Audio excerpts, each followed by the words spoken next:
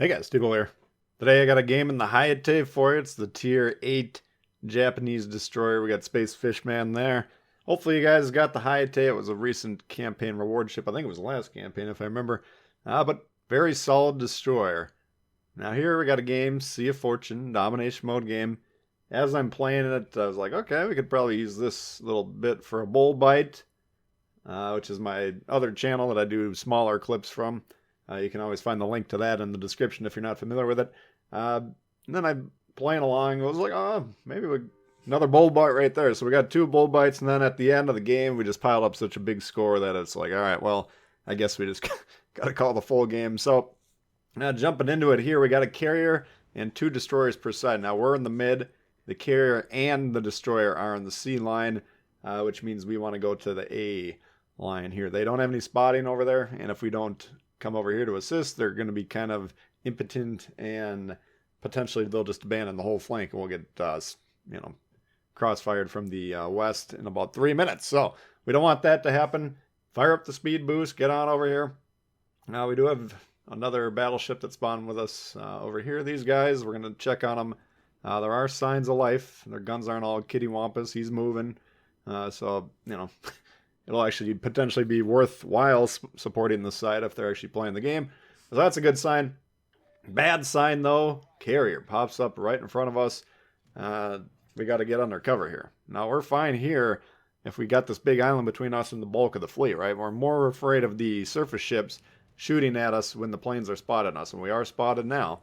But luckily, they don't have any other shots. Now, the carrier, I think, is a fairly decent carrier player, just based on what he does. He pre-drops some planes coming in here, which means he, launched a set of torpedoes, had half of his squad fly back. That helps prevent your plane getting too depopulated too, or your carrier getting too depopulated too earlier. So it's more of an advanced move that people develop as they gain more experience. Here he's bombing us, and you can see he got the torps right at the edge of the water there. Nice drop there.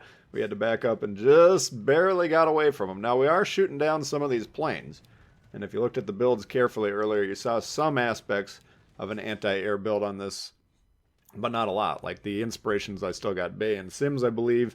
But slot 1, I think we do have the AA boost in the commander build, if I recall. I know slot 1 on the ship mods, we do have a little bit of anti-air on this. So I'm not leaning too far into it yet on this particular ship, but it helps. So, we got 4 planes shot down the first time.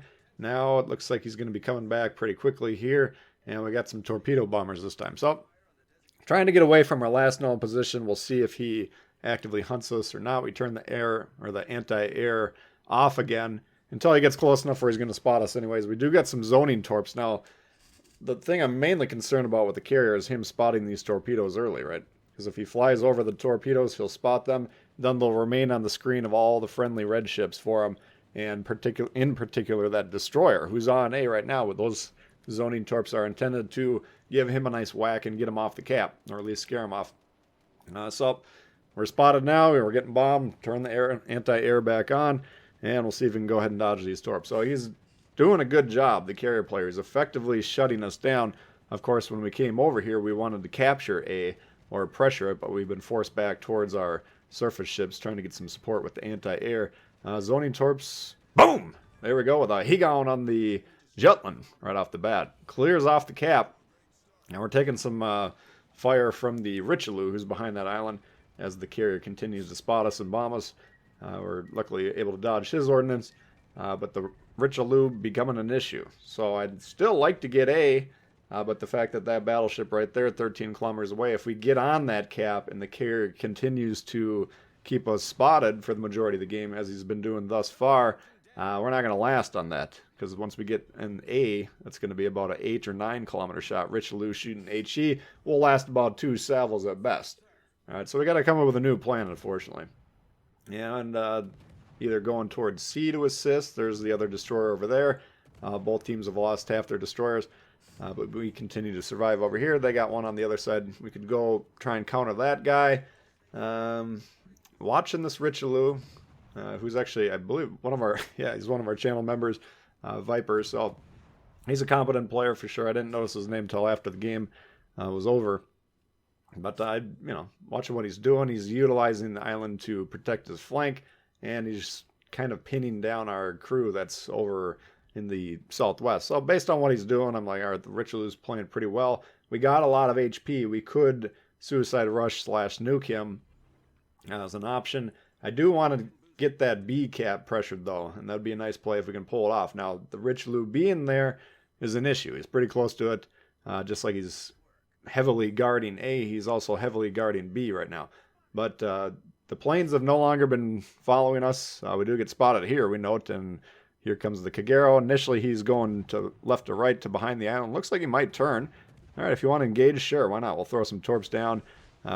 Launchers were knocked, and so they're staggered right now. But we're slowing down with the intent of gunning the engine if he comes around here, especially if he doesn't shoot right away. That means he launches. But by moving from left to right and by putting the island more and more between him and his position, we effectively block the torps as he's launching them, right?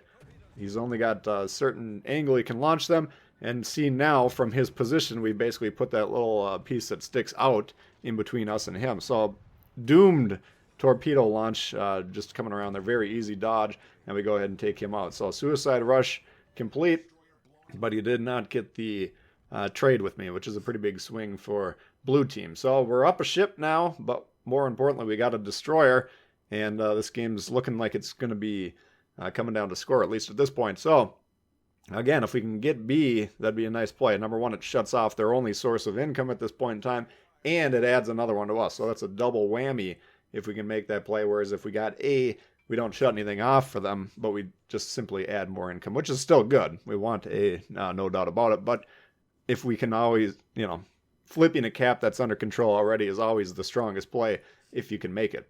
It's effectively like getting two caps when you think about it conceptually. So that's what we're going to try and do. Richelieu continues to hold his position on the island.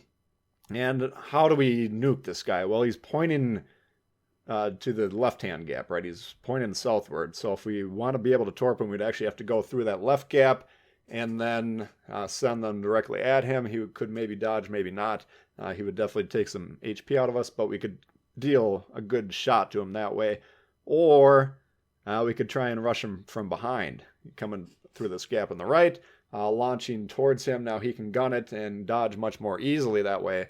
That's a much harder launch. So neither of those are that appealing. The other option is, well, I'm hoping he's pushing into me right now, trying to disengage from those other guys. They're not spotting him, so we're not sure what he's doing. So we kind of angle away just to be safe. All right, he's not making that play. Now I just want to get on that cap is the last option we got.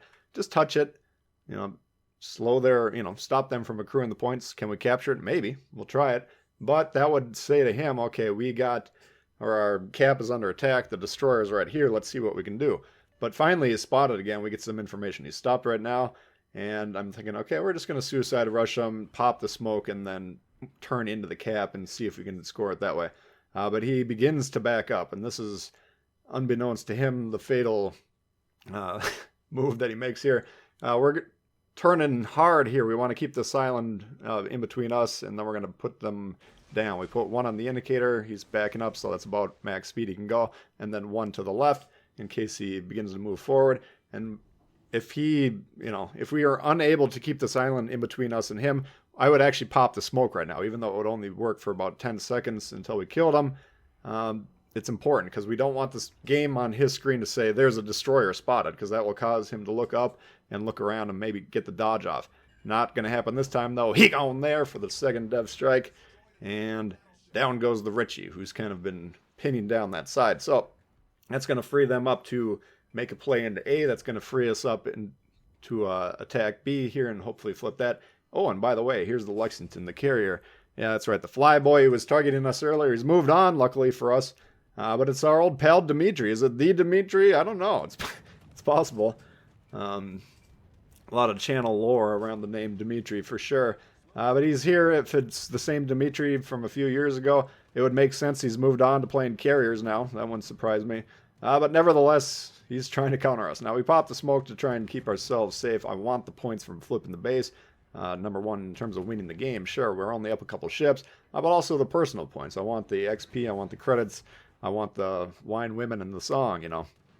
We want to boost the score as much as possible. So that's the main goal. And by the way, he's already getting spotted anyway, so we can continue to shoot safe and inside of the smoke. Now you can see there the torpedoes beginning an attack. He's going to try and blind fire us based on the A location on his screen. We just gun it to dodge those torps, and that should be the end of the carrier threat. So now we're going to flip the base here in about 10 seconds. They're attacking C. Now at this point in time, as long as I can stay alive and there's no carrier to suddenly spot me anymore, so the game's in my hands, right? As long as I don't do anything foolish, they cannot possibly win, right? We have way too much of a score lead built in.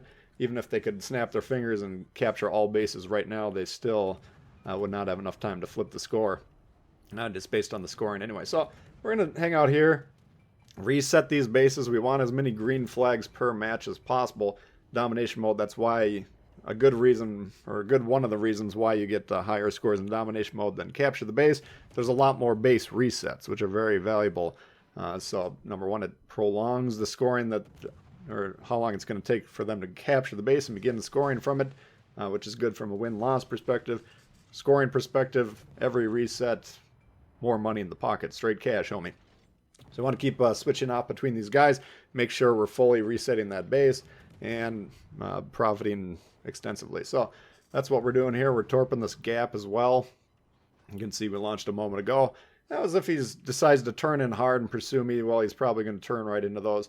If not, I'll sail past him. No big deal. But again, zoning torpedoes. This is primarily what we, at least how I launch the torps. You know, sure, you'll see me aiming them at ships a lot, but putting them into positions like that gap. I'm more concerned about making them unable to pass through that gap than I am with actually hitting the guy. It doesn't really matter if we hit him or not. So Bismarck coming around now, and we're spotted, sure. Don't have a smoke available, sure. If we're in major trouble, we could back up, but he's low enough. And we're just trying to pepper him, get some more points here, and join in on the fun before he goes down, because the team's piling on him here. And you can see we're only about 50 points away from winning the game. So pretty strong game here. Like I said, it ends up being a pretty big scoring game. But the Hayate, very strong. Hopefully you guys did get it. And if you did, hopefully you're enjoying it. So that's a look at the Hayate for you guys. Hopefully you did enjoy it. If you did, please hit the thumbs up. New to the channel, consider subscribing. Lots of World of Warships coming for you all the time. Questions, comments, leave them below. Love to hear from you guys. And we'll see y'all later. All right, peace.